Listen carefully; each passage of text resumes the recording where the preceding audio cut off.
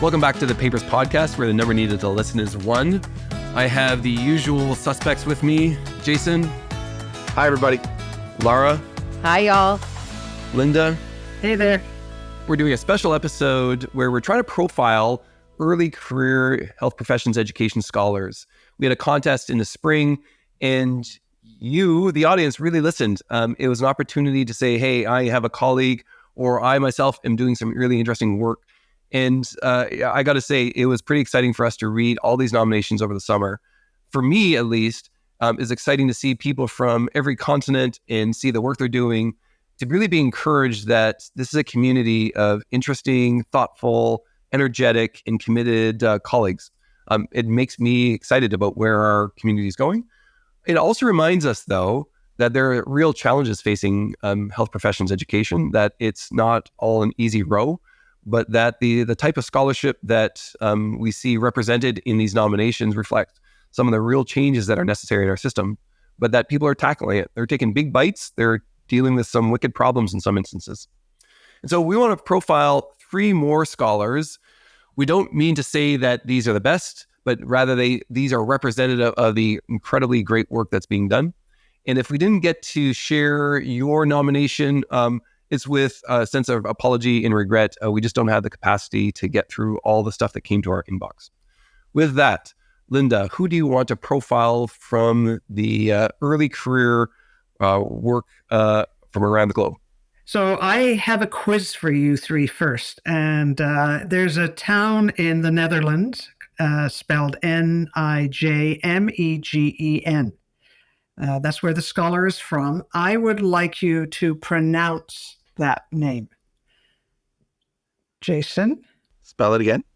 Nijmegen.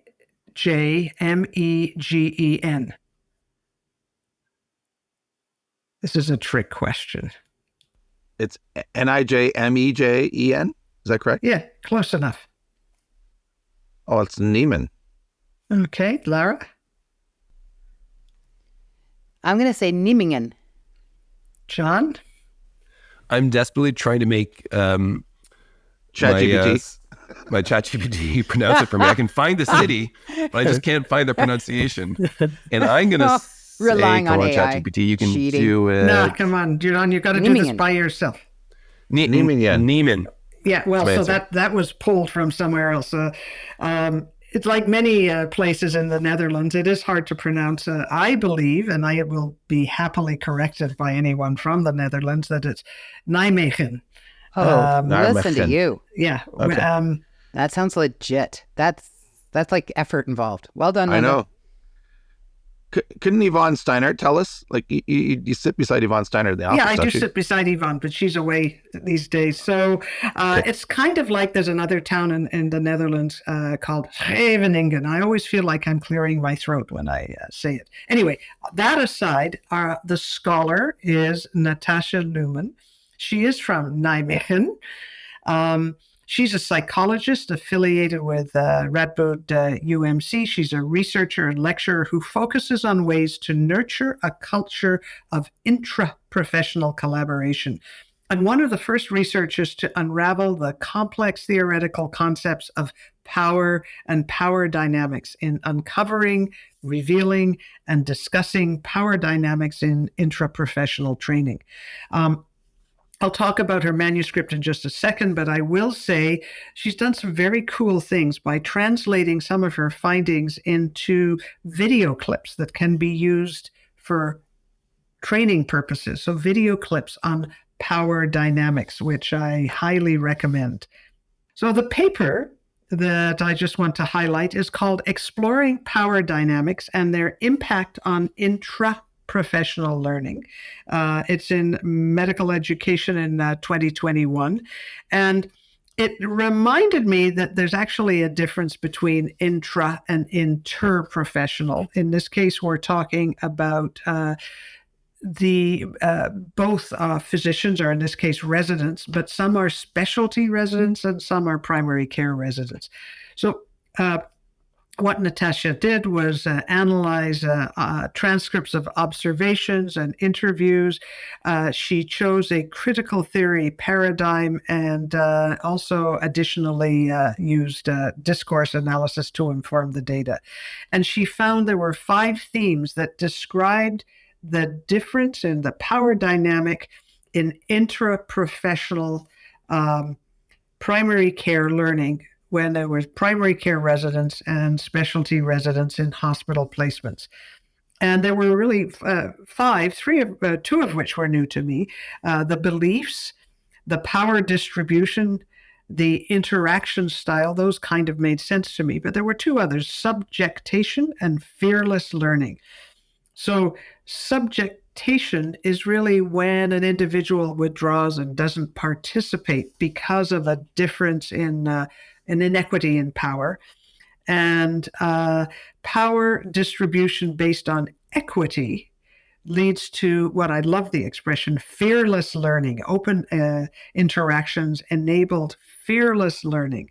So I think it's really important to look at power dynamics in learning. And we think about it in terms of hierarchy, the staff doctor and the medical student, or sometimes in interprofessional learning between a nurse and a physio and a physician. But this is within the same profession, perhaps at the same learning level, but different power dynamics. So it's just something to think of and perhaps gives some ideas about how we might actually address this. So, Lara, your comments. Linda, as you were describing this work, I'm so happy to hear that we're talking about power intra-professionally. We do have a hard time talking about power anyway. And when we have talked about it, when we've tried to talk about it, we often see that in conversations looking across the healthcare team. So we talk about the power differentials between the health professions. So we're looking at power interprofessionally. But to think about power within the profession, that's cool. And, it makes me think about a parallel body of work. When we train our clinicians, when we train especially physicians, we put a lot of emphasis in terms of their roles in teams, and we train them to be leaders. We have leadership training, but there isn't a complementary set of training that we offer to those individuals for followership skills. If we believe in the theories of distributed power, of flattened teams, then physicians are leaders and followers in those teams. Then when they work intra-professionally, they are going to be sharing power with others. And that means they need to have skills to not just be a leader, but to also have skills as a follower. Absolutely. And I think there's a lot that we as clinicians can be aware of too when we're looking at how people learn or don't learn because of power dynamics. Well, thanks very much to Natasja Looman for her work. As I think about this idea of fellowship, I think of issues of power. I think of some of the scholarship that I've been reading as well. And I think it really resonates, and I suspect it'll resonate with a lot of our audience. Jason, who are you profiling? All right. I've got a great one. Again, looking for just really bright people that I hadn't heard of a lot of before. So the next one's from Tony Artino, who's a friend of the podcast. A lot of people know Tony. He's a professor and the Associate Dean of Education Research at George Washington University. Hi, Tony. So Tony has nominated Abigail Konopaski. I think I'm pronouncing her name right. And he said he admires this bright young researcher who looks at issues of agency, authorship, diversity, and justice. So that interested me right there. And instead of going through one paper, I was going to tell you just some titles from her extensive publication history already. In fact, I would go so far as to say, is Abigail the next Lara Varpio? I'm not sure, but Abigail, Lara goes on holidays, and there could be an opportunity. I'm just saying, the podcast could benefit from some fresh blood and brightness. Just saying. Anyway, so I know that's meant as a compliment, but I'm not sure if the world can handle a second Lara Varpio. She's not the next Lara Varpio. She's better than I am. She's a rock star. Okay, so here's some of Abby's papers. Situativity, which is a word I hadn't heard before. A family of socio-cognitive theories for understanding clinical reasoning. That's in a paper in Diagnosis in 2020. The practical value of education theory for learning and teaching in GME. Oh, very accessible, interesting for clinician educators. That's in JGME in 2018. 5 principles for using education theory, strategies for advancing HB research. That's in academic medicine in 2020. This is a lot of the, this reminds me, Lara, of some of your discourses around trying to improve our rigor in this sample. She also has a whole body of literature on diversity, equity, inclusion, making us all better, helping us think differently. Making allyship visible is an example of a paper. So I was pretty enamored with what I saw when I looked at Abigail's profile, and I encourage everybody to have a look at her literature as well. So Abby Konopasky, awesome work. Linda, you've thought about some of these issues that her scholarship is raising. What's struck you? I think a couple of things struck me. One is it's not in one area, it's in a number of areas, but those areas are interlinked. And I would bet if I were to look at, a series of publications over time, I think we'd see how one's research and one's body of research sort of moves and evolves and develops and goes from one area to another, but they definitely make sense when they're linked together on all important areas.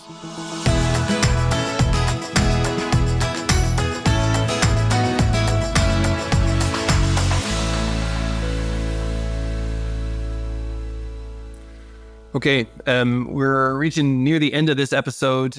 Time to profile one more individual. The big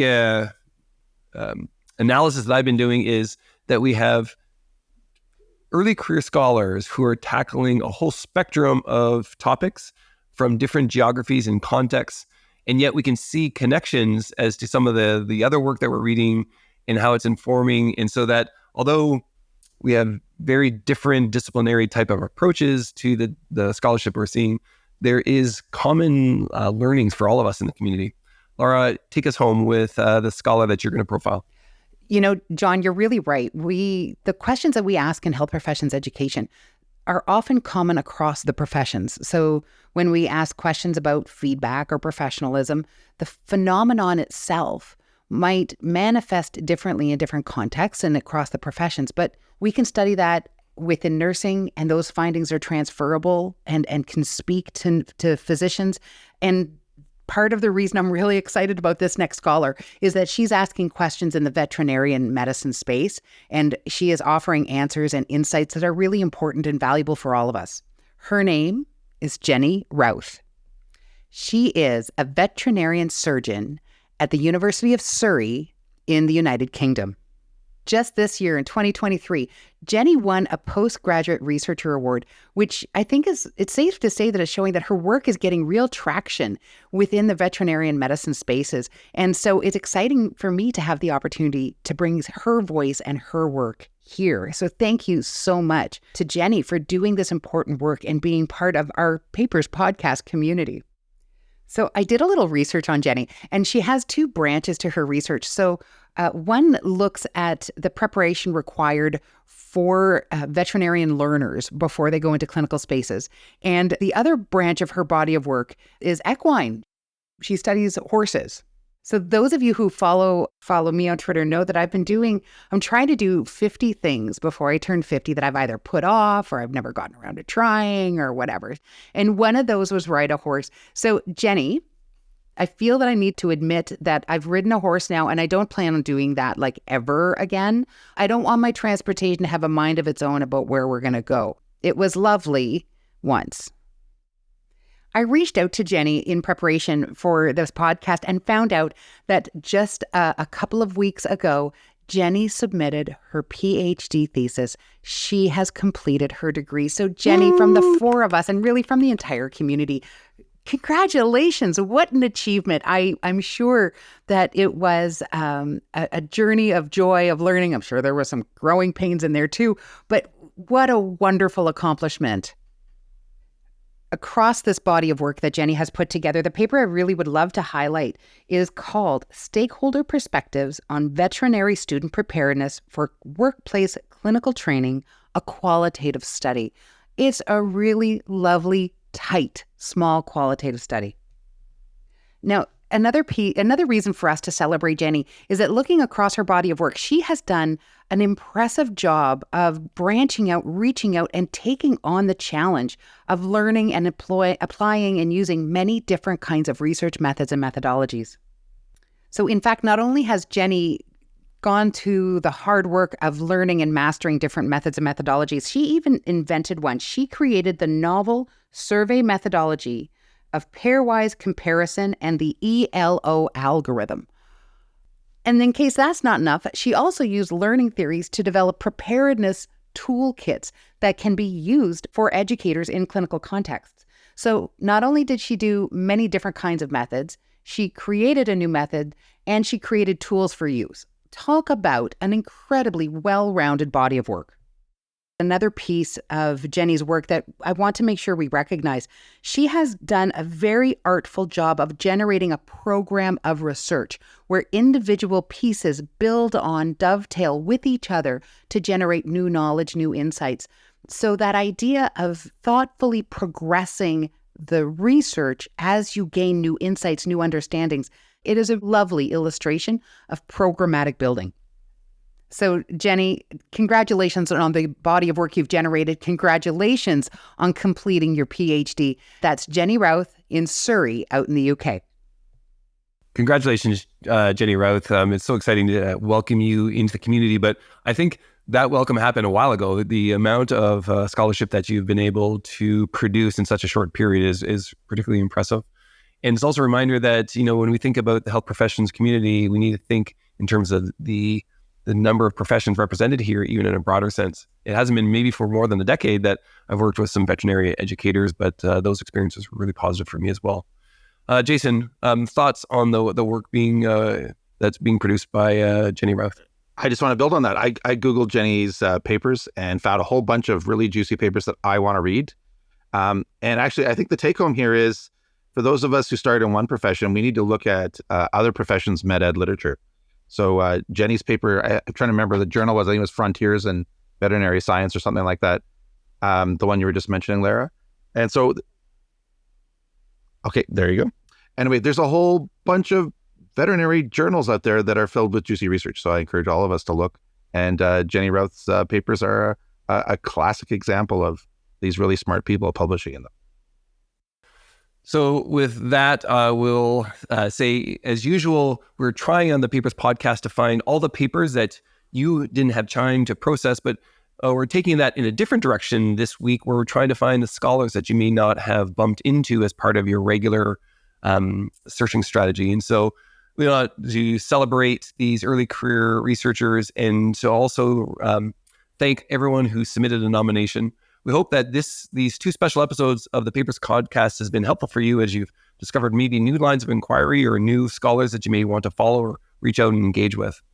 For all of us, I think it's been exciting just to see the type of work and the distribution across disciplines and across the globe, really, at the research that's being produced.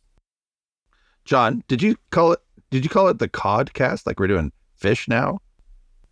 I do not think we should do the podcast. Yeah, no, that's actually, I did hear it though, John. I was going to ask you that once we were no longer. We didn't get any submissions from Antarctica. I'm going to blame tech on that loop and not a small TIA in my language center.